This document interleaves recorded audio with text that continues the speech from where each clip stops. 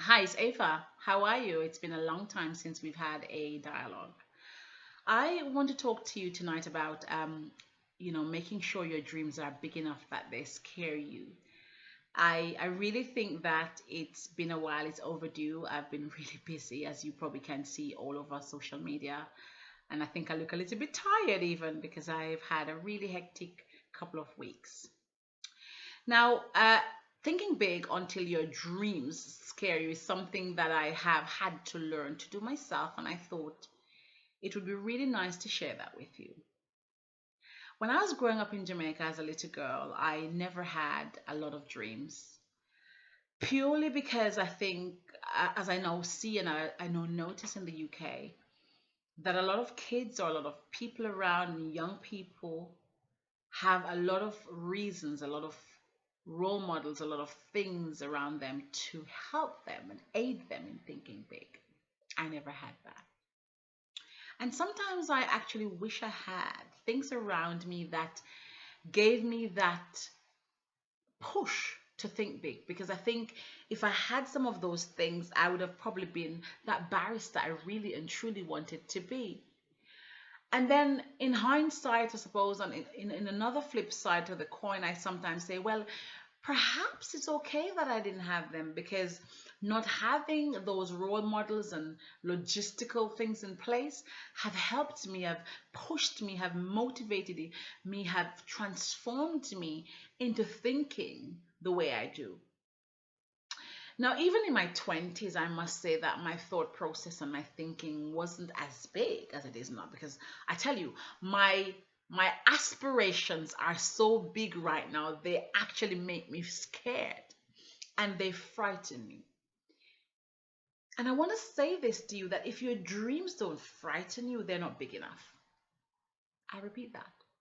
If your dreams are not big enough, then they if they don't frighten you, if they don't scare you, if they don't want you to shiver a little bit in your clothes and think, oh my goodness, can I really do that? Then they are not big enough. Dreaming big is something that we need to start inculcating in our own minds, but also the mind of the next generation. We need to transform the way our children think. We need to let them understand that they are awesome, that they are amazing, that there is power in the language and the tongue and the words that they utter. There is power in the mind and how they think. There is power in how they translate certain interpretive things, like how they translate their lives, how they translate where they want to go, how they translate their thought process and their feelings and their emotions. We need to start changing the way we think, to understand that our situation now is temporary.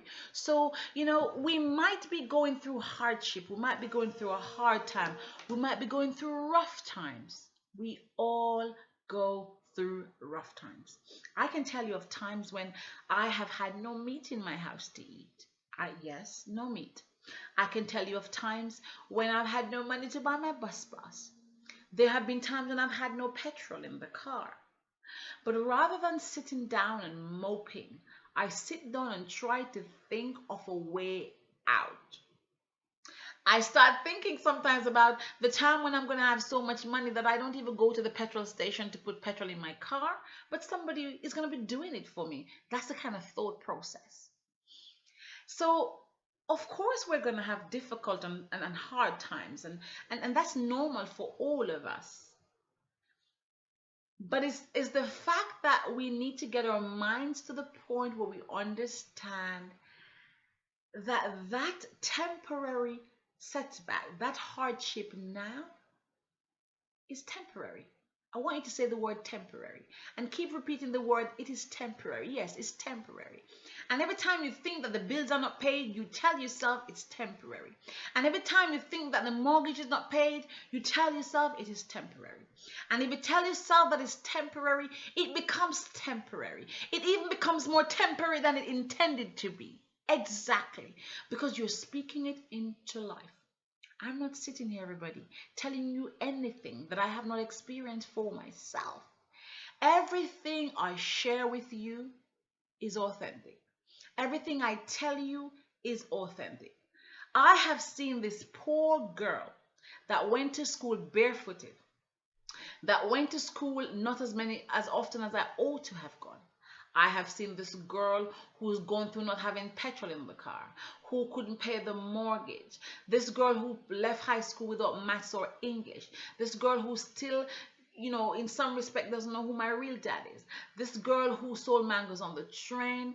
I have gone from this girl of all the things I've just listed, all 8 of them, and believe me, if you allow me, I could list 25 more. Broken marriage, the girl who's been let down, who's been deceived, who have had some of the people closest to me let me down. And I should be somebody who's crying all the time, frustrated all the time, depressed even. But no, I'm not going to allow the situations, the people who have done me wrong to win, because they're going to be victorious. And the longer I allow them to hold me in a prison, then they are going to steal and rob me of those big dreams that I'm dreaming. And I've seen myself come out of some of those most distressing, stressful, depressing situations to become somebody who now sees life in such lenses that the visions I have for Ava Brown, the visions I have for myself sometimes make me shudder in my thoughts. And I have goals and missions because I am thinking big. Thinking big is not a crime. Thinking big is not wrong. As a matter of fact, it is wrong for us to have thought and to be educated in some fashion, shape, or form that we shouldn't think big. That we should limit the ceiling for ourselves, whether it's because of your color, whether it's because of your language and your accents and your tones and your size and your ethnicity or your sex, whether you're male or female. It is wrong. It is actually wrong. So unlearn the process. Unlearn the person who taught you that you shouldn't think big. Because Ava is here to tell you that I've seen myself interacting, being approached by particular people that I never in my wildest dreams, growing up in St. Elizabeth, Jamaica, would have thought that I, the little Jamaican girl, who should never even be talking to you today, if I had listened, if I had believed the dreams that society had set for me, based on my socioeconomic background, based on the lineage I was from, based on the fact that I was from a background where nobody almost went to college or high school or university. Nobody finished, nobody did well. So from that kind of socioeconomic background, I was expected to not make anything of myself. But I disappoint the norm. I broke the stereotype. And I have even more records to break in that stereotype. And my children will break those stereotypes. And your children and you too will and can break that stereotype. So the simple message for tonight is step out, get a new pair of shoes theoretically, and tell yourself that these Louis Vuitton I'm going to be wearing. And if you're a man, whatever is on vogue, now you can tell that I haven't got a partner, so I don't even know what's in vogue for men. But whatever is in vogue, you get that shoes out, you put it on, you look at it, you get a mood board up, and you say a vision board, and you say, I have a vision board. I wish I could reach for mine now. I have got a vision board. And on my vision board at the moment, I've got a man. Yes, I do. I've got many holidays. I've got a beautiful new home. I've got a beautiful new car. I've got healthy friendships. I've got my kids being happier. I have a vision board. I have my business growing. And I have one on my fridge. And I have one on another part in my house because those are my dreams. They are big dreams. They are dreams that are beyond what I'm expected to dream. So I implore you tonight to start dreaming big. Don't let anybody steal your dream.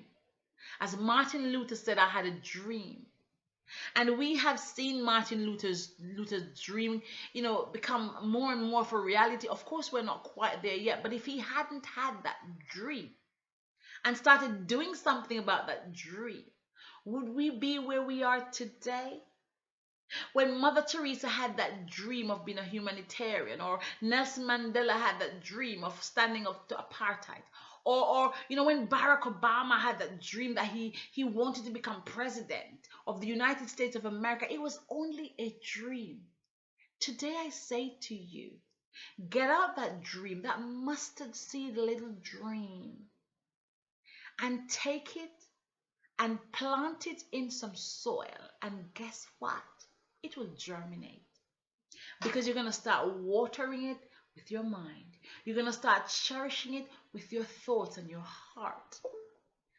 And you don't have to share your dreams with everybody, because not everybody want to see you dream big. I can tell you, at the moment, I have learned that not everybody around me who says, well done, Ava, actually means me well. But I mean myself well, and I know that the Creator means me well, and there is nothing that He has in store for me that is too big for me. But I've got to reach out, reach up, and pull it to myself. Because it's not going to just walk to me, baby's pitter patter. When the baby's trying to walk, it comes to you. No. You have got to go out there and take it. You've got to go out there and receive it. I implore you to dream big.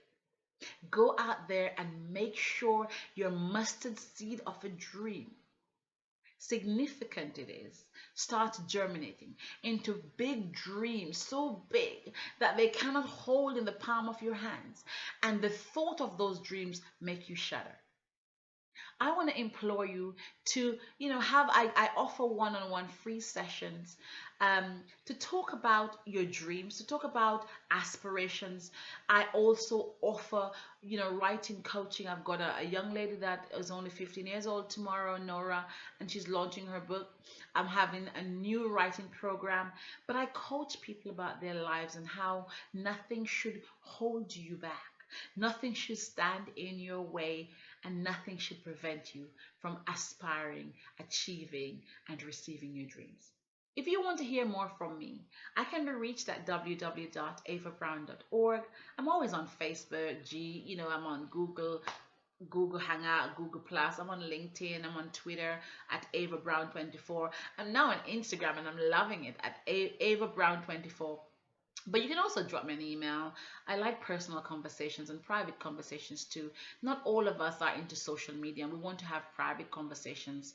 And normally I'm a very private person. I know you would never believe that, but because of the work I do, I'm in social media, and I'm on there, and I'm everywhere. But you can drop me an email. It's info@avabrown.org. It would be great to hear from you. That's info@avabrown.org. Thank you so much for watching, and don't forget to live, think your big dreams. Bye for now. See you on the other side. Good